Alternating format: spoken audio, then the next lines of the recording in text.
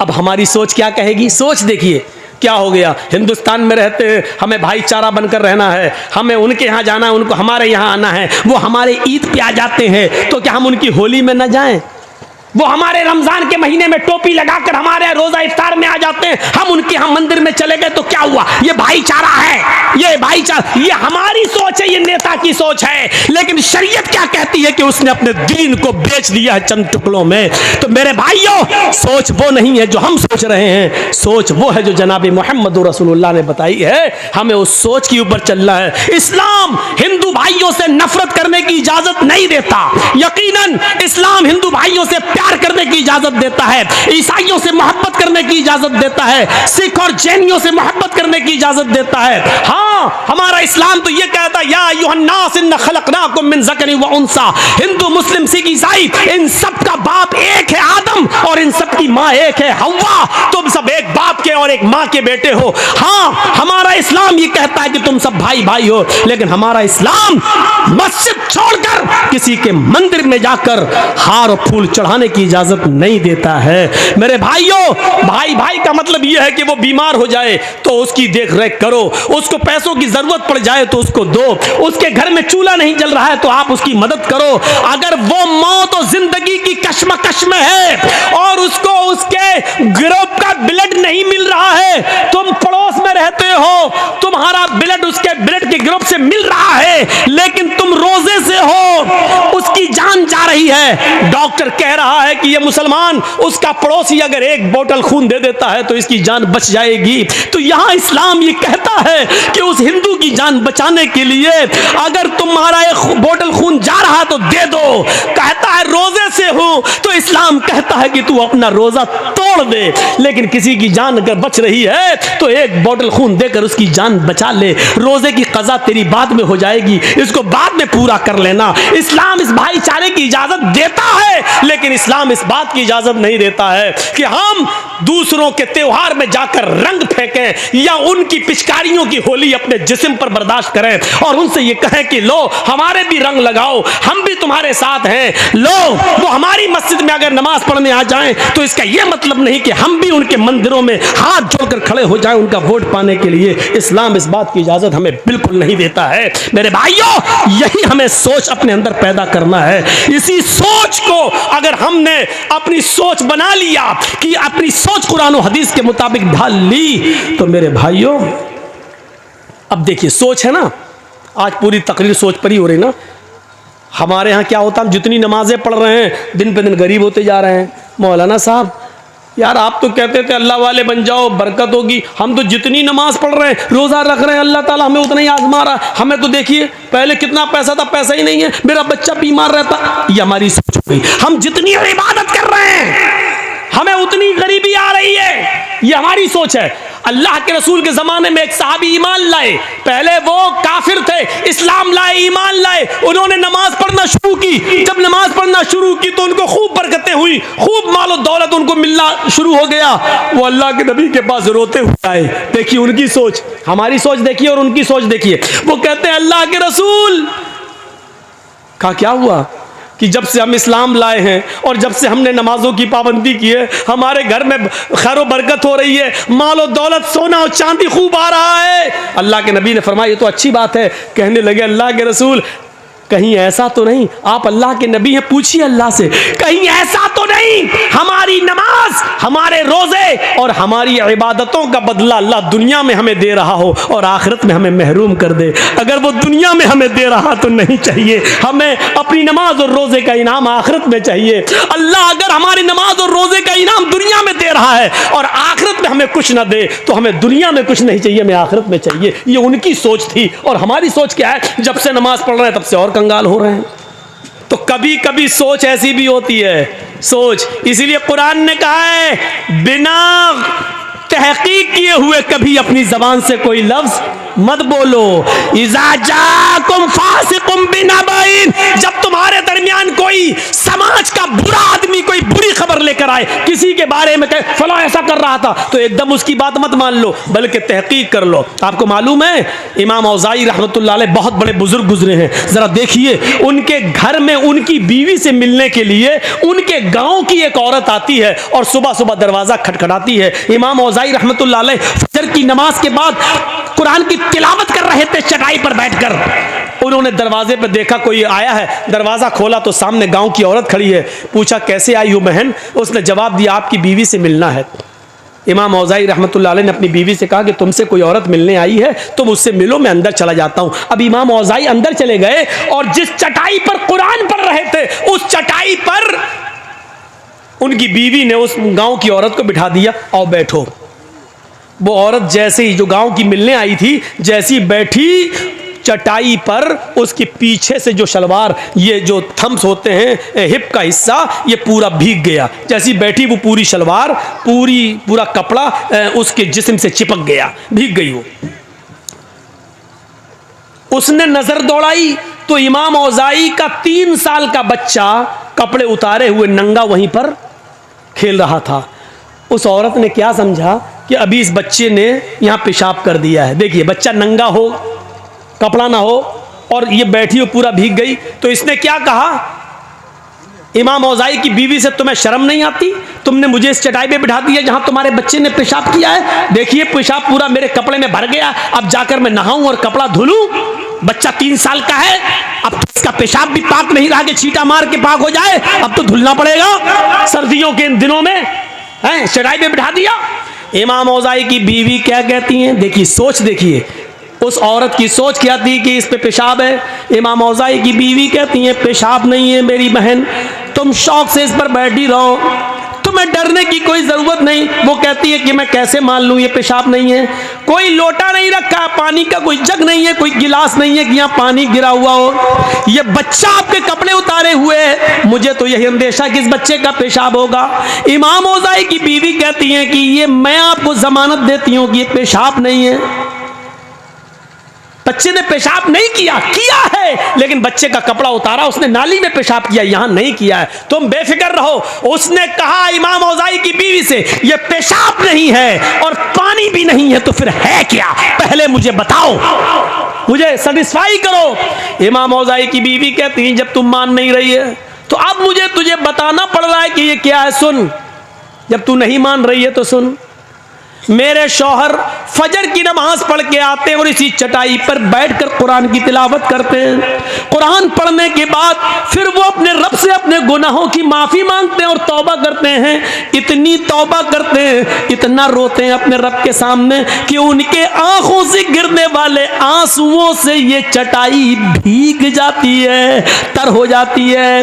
मेरी बहन, तुम जिस चटाई पर बैठी हो और जिस चटाई के से भीग गई हो, ये मेरे बच्चे का पेशाब नहीं है, ये पानी नहीं है, ये मेरे शौहर के आंखों से गिरने वाले आंसू हैं, जो अल्लाह के खौफ से और अल्लाह के डर से रोते हैं, जिस आंसुओं से तुम्हारी शलवार भीग गई है। देखा आपने वो क्या सोच रही थी और वजह क्या निकली है। जरूरी नहीं हम किसी के बारे में कुछ सोचें, जरूरी नहीं कि हम किसी के बारे में जो सोचें वो सही हो सकता है कि हमारी सोच गलत हो। इसीलिए कुरान कहता है रज़ान ज़िक्री फ़इन्ना लहू मईशतन ज़न्का, जो मेरे जिक्र से, मेरी नमाज से एराज करेगा, यानी आजान के वक्त मस्जिद में नहीं आएगा, खेत में लगा हुआ है, खेती कर रहा है, बाजार में लगा हुआ है, मार्केटिंग शॉपिंग कर रहा है, हाँ चाय पीने में लगा है, होटल में बैठा है,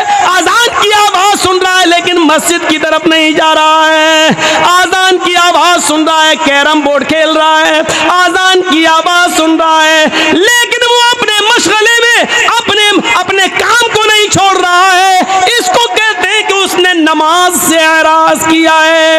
वमन आरज़ान ज़िक्री, दुनिया का कोई मौलवी तुम्हें कोई ताबीज नहीं दे सकता है, तुम्हारे घर में मालो दौलत के दरवाजे नहीं खोल सकता है, तुम्हें घर में खैर और बरकत का कोई ताबीज नहीं दे सकता है। अगर कोई मौलवी देता है तो वो झूठ बोलता है, अगर देता है तो ड्रामा कर रहा है, नौटंकी कर रहा है। अल्लाह ने पहले ही कह दिया जब तू रोजी को तंग कर देंगे। अब तू चाहता है कि हमारे घर में खैरो बरकत हो, अगर तू चाहता है जो कमाता है वो पैसा रुके, तो नमाज को पाबंदी के साथ अपने वक्त पर पढ़ना शुरू कर दे। जब तू अल्लाह के जिक्र का ख्याल रखेगा, नमाज का ख्याल रखेगा, तो तेरी रोजी में तंगी नहीं आएगी, तेरी रोजी में बरकत होगी। ये इलाज बताया है अल्लाह तबारक व तआला ने रोजी में बरकत का। जा रहे हो कठमुल्लों के पास, ये तुम्हें क्या देंगे? जो खुद 5-6 हज़ार रुपए महीने पे बेचारे नमाज पढ़ाने वाले, वो आपसे और ले लेंगे। 100 रुपए दो, हमने तुम्हें तावीज दिया है। 51 रुपए दो, 101 रुपया दो, हमने तुम्हें इतना अच्छा, इतनी मेहनत करके तावीज बनाया। उनका तो रोजी रोटी इसी पे चली रही है, वो तुम्हारे घर में रोजी और रोटी के दरवाजे क्या खोलेंगे? वमन अरज़ अन ज़िक्री। अब सुनिए, अल्लाह के जिक्र से एराज करने वालों का अंजाम क्या होता है। नमाज को नमाज के वक्त पे न पढ़ने वालों का अंजाम क्या होता है, वो भी सुन लीजिए। सन 1995 की बात है, 1995 की तकरीबन। सुनिएगा गौर से, ये वाक़या हमारे और आपके दिलों को झंझोड़ देगा। ये बात कब की है? सन 1995 की, 1995। 21 साल ये, 5 वो, तकरीबन 26 साल पुराना वाक़या मैं बता रहा हूं। सुनिए, गाजियाबाद से बाई रोड की बात कर रहा हूं, बाई रोड, जब आप लखनऊ से कटते हुए, बरेली होते हुए, मुरादाबाद होते हुए जब आप गाजियाबाद जाएंगे, और गाजियाबाद से जो सड़क दिल्ली की तरफ गई है, बीच में एक एरिया है, गांव है, उसका नाम है लोनी। मशहूर जगह है लोनी, मुसलमानों की बस्ती है, काफ़ी मुसलमान उसमें रहते हैं, और बहुत अमीर और पैसे वाले लोगों की बस्ती। उस बस्ती में, लोनी के अंदर, 2 सगे भाइयों की शादी होना थी। दोनों सगे भाइयों की शादी, और जिस गांव में बारात जाना थी वो एक ही गांव है। एक ही गांव में, लड़कियां अलग अलग थी, लेकिन बारात एक ही गांव में जाना थी। तो शादी से, जैसे कल सुबह बारात जानी है, कल दोपहर में या 4 बजे के बाद, असर के बाद बारात जानी है, तो एक रात, यानी उससे एक रात पहले इन दोनों नौजवानों ने सोचा कि इस रात को रंगीन बनाया जाए, खेल तमाशा किया जाए। तो ये दोनों नौजवान दिल्ली से कुछ तवाइफों को लेके आए। अब तवाइफ तो नहीं बताना पड़ेगी, वो तो समझते ही है। तवाइफों को लेके आए, और वो तवाइफ गाड़ियों से लाई गई, यानी इस आदमी ने अपनी गाड़ी से बुलवाई। पैसे वाले लोग थे। ईशा की नमाज, अजान के बाद, नमाज के बाद दौर चलता है शराब का, दौर चलता है नाच और गाने का। इस लड़के ने अपने यार दोस्तों को बुलाया, दोनों लड़कों ने अपने घर में दावत दी। मिनट मिनट पर चाय बनी, मिनट मिनट पे शराब आ रही है, मिनट मिनट पर दौर चल रहा है, और वो तवाइफें नाच रही हैं, डांस कर रही हैं, अपने जिस्म की नुमाइश कर रही हैं, गाना गा रही हैं, और देखने वालों की आंखों को ठंडा कर रही हैं अपने जिस्म को दिखा दिखा कर। ये नाच और गाना इतनी देर चलता है, इतनी देर चलता है कि टाइम का पता नहीं चलता। वहां फजर की अजान की आवाज आने लगती है। इन दोनों लड़कों के घर से लगी हुई मुश्किल से 300-400 कदम की दूरी पर मस्जिद है। उस मस्जिद से मुअज्जिन ने अजान देना शुरू कर दिया, अल्लाहु अकबर, अल्लाहु अकबर। ये फजर की नमाज का वक्त है। ये वो वक्त है कि चिड़ियां भी अपने घोंसलों में उस वक्त बेदार हो जाती हैं और चहचहा कर ची ची बोलते हुए अपने रब की तस्बीह बयान करती हैं। युसब्बिहु लिल्लाहि मा फिस समावाति व मा फिल अर्ज़। सुबह के दरख्तों के पत्तों की से चलने वाली हवा भी अल्लाह की तस्बीह बयान करती है। आसमान से उतरने वाली शबनम और ओस के कतरे भी अल्लाह की तस्बीह बयान करते हैं। कायनात की हर शय अल्लाह की हम्दो सना बयान करती है। और ये वो वक्त है फजर की नमाज का कि अल्लाह के नबी ने फरमाया कि मेरी उम्मत का जो भी आदमी, जो भी मुसलमान, जो भी मुझ पर ईमान लाने वाला फजर की नमाज के वक्त उठेगा और जमात के साथ फजर की नमाज पढ़ेगा, और फजर की नमाज पढ़ने के बाद फिर वो जो भी मेहनत करेगा, जो मजदूरी करेगा, अल्लाह रब्बुल आलमीन उसके रिस्क में बरकत देगा, अल्लाह उसके लिए रोजी के दरवाजे खोल देगा, उस आदमी को कभी भूखा नहीं सोने देगा, उसको फिक्र फाके की कभी नौबत नहीं आएगी। ये नबी अकरम का फरमान है। ये तवाइफ जो नाच रही थी, जो डांस कर रही थी, आजान की आवाज सुनती है, आजान की आवाज सुनती है, अल्लाहु अकबर अल्लाहु अकबर, ये आजान की आवाज उन तवाइफों के कानों में जाती है तो आजान के एहतराम में इन तवाइफों ने गाना बंद कर दिया और नाचना मौकूफ कर दिया, नाचना बंद कर दिया और गाना बंद कर दिया। खामोश हो गई, न नाच रही हैं न गा रही हैं। इन दोनों लड़कों ने देखा कि इनके पायलों की छनकार रुक गई है, इनके पैर जो अभी जमीन पर थरक रहे थे वो रुक गए हैं, मुंह से सुरीली आवाज में जो गाने की आवाज आ रही थी वो गाने रुक गए हैं। तो इन दोनों नौजवानों ने कहा क्या हुआ तवाइफों से, क्यों रुक गई हो, क्या बात है? इन तवाइफों ने जवाब दिया, मस्जिद से आजान की आवाज आ रही है, हम आजान के एहतराम में रुक गए हैं, हम भी मुसलमान हैं, अगरचे नमाज नहीं पढ़ते हैं तो क्या हुआ, लेकिन आजान का एहतराम करते हैं, हम अजान का एहतराम करते हैं, हमारी मजबूरियों ने हमको तवाइफ बना दिया है, नाचने और गाने वाला बना दिया है, वरना हम तवाइफ नहीं थे। हमारा ये मतलब नहीं है कि हम नाचेंगे नहीं, गाएंगे नहीं, लेकिन इतनी देर रुक जाने दीजिए जितनी देर मस्जिद से अजान की आवाज़ आ रही है, हमको इतनी देर रुक जाने दीजिए। हमने अजान के वक्त कभी गलत काम नहीं किया है, हमने अजान के वक्त कभी गलत काम नहीं किया है, अजान का एहतराम मैं करती हूँ, मैं अभी नाच नहीं सकती और गा नहीं सकती।